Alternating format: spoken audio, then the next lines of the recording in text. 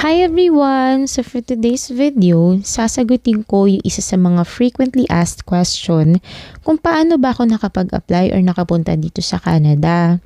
So ayun, direct hire po ako, meaning hindi na po ako dumaan sa kahit anong agency for my employment. Although yung employer ko, meron siyang naging ka-tie up na agency para mag-assist sa amin upang ayusin yung mga papers namin sa Philippines. So yung agency na yon, lagay ko sa comment section para malaman nyo yung page nila. Minsan nagpo-post din sila ng hiring dun sa page nila. So ayun, balik tayo sa story. Yung pinsan ko na nakatira dito, ni-refer niya ako dun sa friend niya na which is yung RGM namin ngayon sa store.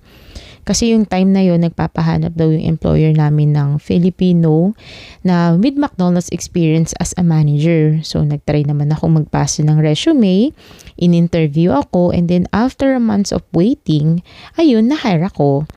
Kaya sa mga may gustong magtrabaho dito sa Canada, mag-search at magpasa lang kayo sa lahat ng mga legit na Canada job hirings.